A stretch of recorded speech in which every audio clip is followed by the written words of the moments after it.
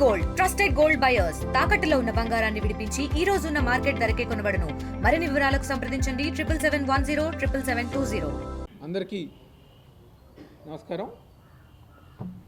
ఈరోజు వైఎస్ఆర్ కాంగ్రెస్ పార్టీ ఎన్టీఆర్ జిల్లా ఆధ్వర్యంలో ఏదైతే మొన్న 24వ తారీఖున మా నాయకుడు మా అధ్యక్షుడు మాజీ ముఖ్యమంత్రి పెద్దలు జగన్మోహన్ రెడ్డి గారి ఒక నాయకత్వంలో ఈ కూటమి ప్రభుత్వం అధికారంలోకి వచ్చిన తర్వాత ఏదైతే వైఎస్ఆర్ కాంగ్రెస్ పార్టీ నాయకులను కానివ్వండి, కార్యకర్తలను కానివ్వండి, లేకపోతే సామాన్య ప్రజానికాన్ని కానివ్వండి, కూటమి నాయకులు, కార్యకర్తలు, అదేవిధంగా అధికారులు ఎవరైతే మా వాళ్ళని ఇబ్బంది పెడుతున్నారో వాళ్ళందరి దగ్గర ఇబ్బంది పెట్టిన వాళ్ళ డేటా అంతగర పార్టీ ఆఫీస్కి నమోదయ్యే విధంగా రేపు జగన్మోహన్ రెడ్డి గారి ఒక నాయకత్వంలో వైఎస్ఆర్ కాంగ్రెస్ పార్టీ అధికారంలోకి వచ్చిన తర్వాత ఏదైతే ఇప్పుడు రెడ్ బుక్ లాగా కాదు, అంటే ఇప్పుడున్న రెడ్ బుక్ చిల్లరతనంగా ఇష్టం వచ్చినట్టుగా ఒక రెడ్ బుక్ రాజ్యాంగం పేరుతో ఇష్టం వచ్చినట్టుగా అన్యాయంగా తప్పుడు కేసులతో పోలీసుల ద్వారా కానివ్వండి, అధికారుల ద్వారా కానివ్వండి, లేకపోతే వాళ్ళ నాయకులు, కార్యకర్తలు రౌడీజం, గూండాయుధంతో మా నాయకుల్ని ఏ విధంగా అయితే ఇబ్బంది పెడుతున్నారో రెడ్ బుక్ లాంటి చిల్లర రాజకీయం మేము చేయము. పద్ధతిగా ఎవరైతే నిజంగా మా నాయకుల్ని, కార్యకర్తల్ని ఇబ్బంది పెట్టారో ఈరోజు మేము నమోదు చేసిన తర్వాత చట్టపరంగా వాళ్ళకి ఏ విధంగా అయితే శిక్ష పడుతుందో ఆ విధంగా మా జగన్మోహన్ రెడ్డి గారి ఒక నాయకత్వంలో వైఎస్ఆర్ కాంగ్రెస్ పార్టీ ఆధ్వర్యంలో డిజిటల్ బుక్ మొన్న 24వ తారీఖున లాంచ్ చేస్తడం జరిగింది. అదేవిధంగా ఈరోజు జిల్లా వ్యాప్తంగా, రేపు నియోజకవర్గాల వ్యాప్తంగా, ఎల్లుండి ప్రతి మండలంలో గల ఈ యొక్క డిజిటల్ బుక్ లాంచ్ చేస్తడం జరుగుతాం. ఎందుకంటే ఈ కూటమి ప్రభుత్వం అధికారంలోకి వచ్చిన తర్వాత అన్యాయంగా ప్రతి ఒక్కరి మీద ఎవరైతే వైఎస్ఆర్ కాంగ్రెస్ పార్టీకి బలంగా పనిచేస్తారో, ఎవరైతే అనుకూలంగా పనిచేస్తారో, లేకపోతే ఎవరైతే కూటమి ప్రభుత్వంలో జరుగుతున్న అన్యాయాన్ని ఎవరైతే క్వశ్చన్ చేసినా, ప్రశ్నించినా, లేకపోతే పలానా పథకాలు మీరు ఇస్తారని చెప్పిన పథకాలు రావట్లేదని చెప్పని అడిగినా తప్పుడు కేసులు పెడతాం. ఈ యొక్క కేసుల్లో కూటమి నాయకులు, కార్యకర్తలతో పాటు అధికారులు గారు కానిస్టేబుల్ దగ్గర నుంచి, ఎస్ఐల దగ్గర నుంచి, సిఐల దగ్గర నుంచి, పైన ఉన్న ఎస్పీల దాకా చాలామంది మా వైఎస్ఆర్ కాంగ్రెస్ పార్టీ నాయకుల్ని, ప్రజానికాన్ని ఇబ్బంది పెడుతున్నారు. ఈరోజు మా నాయకులకి, కార్యకర్తలకు ఒక భరోసా ఇచ్చే విధంగా ఎక్కడ తప్పు జరిగినా, ఎక్కడ అన్యాయం జరిగినా, లేకపోతే మా వైఎస్ఆర్ కాంగ్రెస్ పార్టీ నాయకుల్ని, కార్యకర్తల్ని ఇబ్బంది పెట్టినా వాళ్ళకి అండగా, శ్రీరామ రక్షగా ఈ డిజిటల్ బుక్ ఉండబోతోంది. రేపు మేము అధికారంలోకి వచ్చిన తర్వాత మా నాయకుడు జగన్మోహన్ రెడ్డి గారు చెప్పిన విధానంగా ఒక ప్రత్యేకమైన బృందాన్ని దీని మీద పెట్టి ఎవరు తప్పు చేశారు, ఎక్కడ తప్పు చేశారని చెప్పని వాళ్ళకి చట్టపరంగా శిక్ష వేసే విధంగా. చాలామంది అనుకుంటారు, ఏముంది రేపు అధికారం వచ్చిన తర్వాత ఏదో ఒక రకంగా మేనేజ్ చేద్దాం, ఏదో ఒక రకంగా ముందుకెళ్దాం. కానీ ఎప్పుడైతే డిజిటల్ బుక్లో పేరు వచ్చిందో, ఏ నాయకుడు, ఏ కార్యకర్త అయితే దాన్ని నమోదు చేశారో ఆ అధికారి అవనివ్వండి, లేకపోతే ఆ పక్క పార్టీ వాళ్ళు అవనివ్వండి, ఎవరైతే ఇబ్బంది పెట్టిన నాయకుడి దగ్గరికి వెళ్ళి క్షమాపణ కోరితేనే వాళ్ళకి క్షమాపణ విషయం ఈరోజు వాళ్ళందరిగా గుర్తుపెట్టుకోవాలి. మా సలహా ఒకటే, అధికారులకి లేకపోతే కూటమి ప్రభుత్వం నాయకులకి ఒకటే సలహా, డిజిటల్ బుక్లో పేరు రాకుండా చూసుకోండి. ఒకవేళ వచ్చిన తర్వాత మాత్రం మా వాళ్ళని ఏ విధంగా అయితే మీరు ఇబ్బంది పెట్టారో దానికి చట్టపరంగా అన్ని విధాలుగా మీకు శిక్ష పడే విధంగా మేము ముందుకు వెళ్తామని సందర్భంగా చెప్తూ ప్రతి ఒక్కరి నాయకుడు కార్యకర్తలు గారు ఈ యాప్ ఏదైతే ఈ క్యూఆర్ కోడ్ ఉందో దాని ద్వారా ప్రతి గ్రామంలో ప్రతి మండలంలో ప్రతి డివిజన్లో కూడా దీన్ని ముందుకు తీసుకెళ్ళి మన నాయకులకి కార్యకర్తలు చేరవేసే విధంగా ముందుకు తీసుకెళ్ళాలని చెప్పని కోరుకుంటూ ఈరోజు దీన్ని లాంచ్ చేస్తాం కూడా జరుగుతుంది.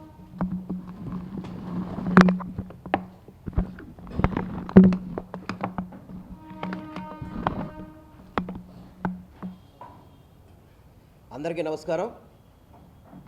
ఏదైతే ఈరోజు ఎన్టీఆర్ జిల్లా వైఎస్ఆర్ కాంగ్రెస్ పార్టీ కార్యాలయంలో డిజిటల్ బుక్ యొక్క పోస్టర్ని ఆవిష్కరించడానికి ఇచ్చేసిన ఎన్టీఆర్ జిల్లా పార్టీ నాయకులకి, దేవినేని అవినాష్ గారికి, ఇతర ముఖ్య నాయకులకి అందరికీ కూడా నా హృదయపూర్వక నమస్కారాలు. ముఖ్యంగా 15 నెలల కూటమి పరిపాలనలో రెడ్ బుక్ అని చెప్పని కేవలం వైఎస్ఆర్సీపీ పార్టీ నాయకుల్ని, వైఎస్ఆర్సీపీ పార్టీలో యాక్టివ్గా ఎవరు పార్టిసిపేట్ చేస్తున్నారో వాళ్ళని వేధించే విధంగా, గతంలో ఏ తప్పులు చేయకపోయినా కానీ వేధించే విధంగా రెడ్ బుక్ అని పేరు చెప్పుకొని నారా లోకేష్ చేస్తున్న దుర్మార్గాలకి చెక్కు పెట్టే విధంగా ఏదైతే ఈరోజు డిజిటల్ బుక్ ఉందో రాష్ట్ర నాయకుల నుంచి గ్రామ పార్టీ నాయకుల వరకు కూడా ప్రతి ఒక్కళ్ళకి ఎవరికైతే తెలుగుదేశం ఈ కూటమి ప్రభుత్వం అక్రమ కేసులతో ఇబ్బంది పెడుతుందో దానికి సహకరిస్తున్న అధికారులు కావచ్చు, అక్కడున్న కూటమి నాయకులు కావచ్చు, ఎవరైతే అక్రమంగా వైఎస్ఆర్సీపీ పార్టీ నాయకుల్ని కావచ్చు, అమాయక ప్రజానికానికి కావచ్చు, ఎవరినైతే ఇబ్బంది పెడుతున్నారో వారందరికీ కూడా గుణపాఠం చెప్పే విధంగా, ఎందుకంటే రెడ్ బుక్ నీళ్ళలో తడిసిపోతే పాడైపోవచ్చు, మిగతా పుస్తకాలు ఏదన్నా జరిగితే జరిగిపోవచ్చు, ఇది డిజిటల్ బుక్, దీంట్లో ఎటువంటి తేడా ఉండే పరిస్థితి ఉండదు. ఎవరైతే ఏ విధంగా అయితే ఇప్పుడు వైఎస్ఆర్సీపీ పార్టీ నాయకుల్ని వేధించారో అదేవిధంగా వారందరికీ కూడా ఎవరైతే అధికారులు తప్పుడు కేసులు పెట్టిన వాళ్ళు కానివ్వండి, తప్పుడుగా వ్యవహరించిన వాళ్ళు కానివ్వండి, తప్పకుండా చట్టం ముందు ప్రతి ఒక్కళ్ళని కూడా చర్యలు తీసుకునే విధంగా ఈ డిజిటల్ బుక్ ఉంటుందని చెప్పి అందరికీ కూడా తెలియపరచుకుంటున్నాం.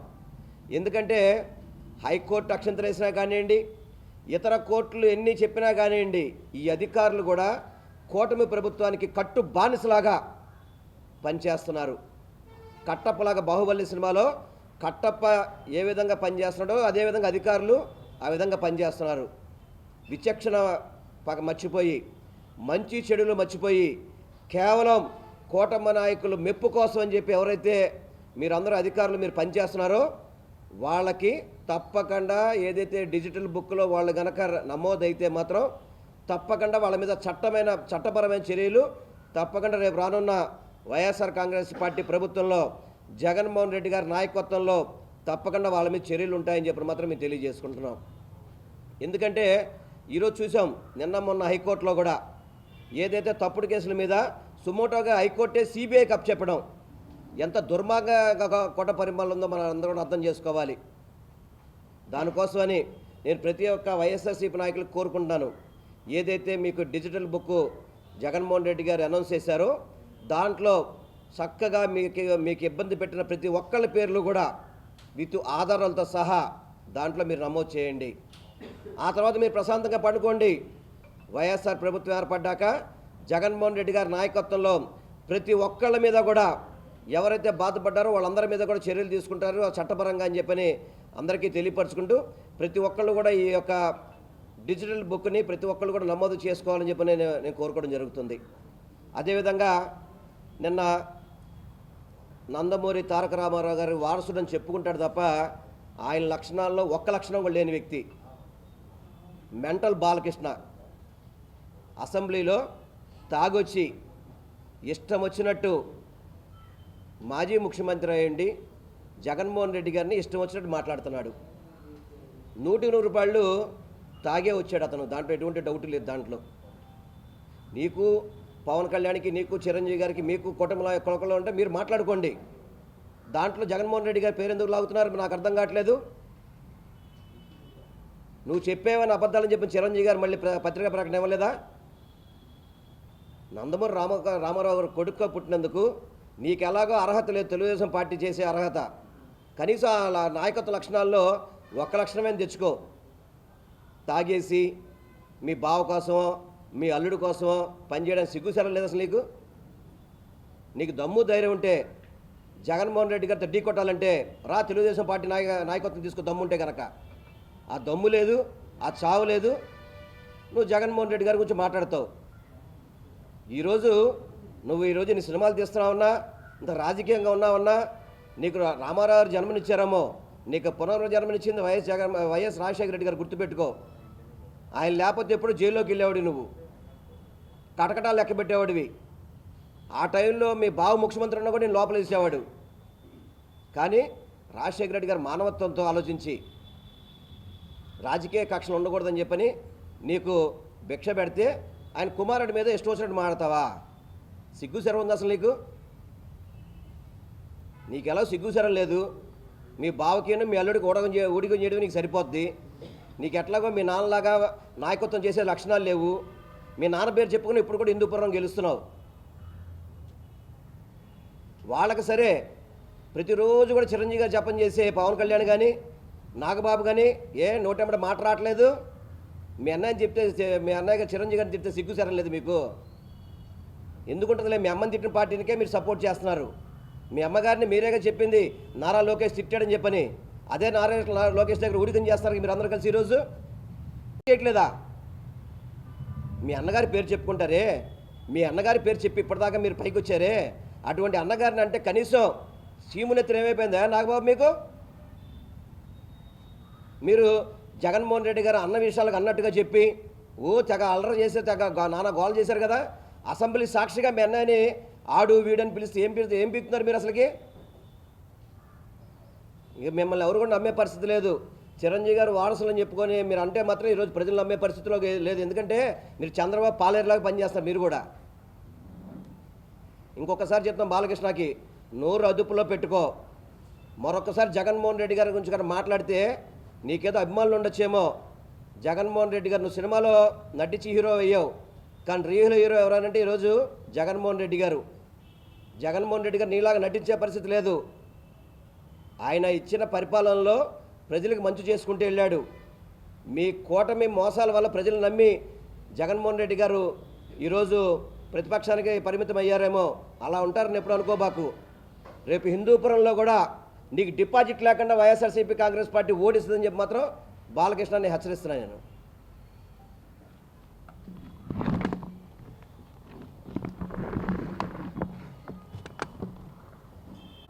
ఈరోజు ఎన్టీఆర్ జిల్లా వైఎస్ఆర్ కాంగ్రెస్ పార్టీ కార్యాలయంలో డిజిటల్ బుక్ క్యూఆర్ కోడ్ ఆవిష్కరణ కార్యక్రమానికి జిల్లా అధ్యక్షులు గౌరవనీయులు దేవినేని అవినాష్ గారు, అలానే మాజీ మంత్రివర్యులు గౌరవనీయులు వెల్లంపల్లి శ్రీనివాస్ గారు, మేయర్ గారు, డిప్యూటీ మేయర్స్, అలానే ఇంకా వైఎస్ఆర్ కాంగ్రెస్ పార్టీ వివిధ అనుబంధ సంఘాల అధ్యక్షులు, రాష్ట్ర జిల్లా నాయకులు, నియోజకవర్గ నాయకులు అందరికీ కూడా నమస్కారం.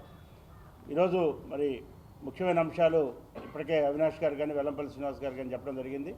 ఇది ఈరోజు ఏదైతే డిజిటల్ బుక్ అని చెప్పి జగన్మోహన్ రెడ్డి గారు మొన్న 24వ తారీఖున రాష్ట్ర వ్యాప్తంగా ఆవిష్కరించారో అది వైఎస్ఆర్ కాంగ్రెస్ పార్టీ నాయకులకి, కార్యకర్తలకి, సానుభూతి పరులకి ఒక శ్రీరామ రక్ష, ఒక కల్పతరు లాంటిది, ఒక భరోసా ఇచ్చే కార్యక్రమం. గత 15 నెలలు 16 నెలలుగా చూస్తూ ఉన్నాం. ఏదైతే కూటమి ప్రభుత్వం వచ్చిన దగ్గర నుంచి కూడా వారు పాలన మీద దృష్టి లేదు, రాష్ట్ర ప్రజానీకానికి ఇచ్చిన హామీలు నిలబెట్టుకుందామనే శ్రద్ధ లేదు, కేవలం కక్ష సాధింపు.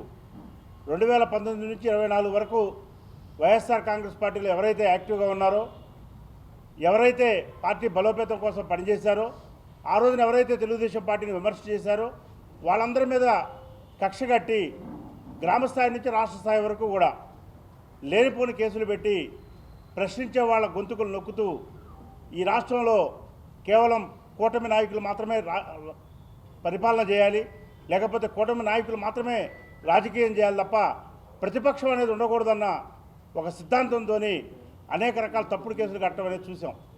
ఇవాళ జగన్మోహన్ రెడ్డి గారు డిజిటల్ బుక్ ద్వారా ఒకటే చెప్తా ఉన్నారు, ఈ 15-16 నెలల కాలంలో ఎక్కడెక్కడైతే ఎవరెవరైతే అన్యాయానికి గురి కాబడ్డారో, ఎవరెవరి మీద అయితే తప్పుడు కేసులు కట్టారో, ఎవరెవరైతే తప్పుడు కేసుల్లో వెళ్ళి మరి జైలు జీవితం గడిపొచ్చారో, మీరందరూ కూడా ఆ డిజిటల్ బుక్లో క్యూఆర్ కోడ్ ఓపెన్ చేసి మీ పేరు, మీ ఊరు, అక్కడ జరిగిన ఇన్సిడెంటు, ఏ అధికారులు అయితే మిమ్మల్ని ఇబ్బంది పెట్టారు, ఏ విధంగా ఇబ్బంది పెట్టారు, వాటికి ఉన్న సాక్ష్యాలు కూడా అన్నీ కూడా మీరు అందులో డిజిటల్ బుక్లో నమోదు చేయండి.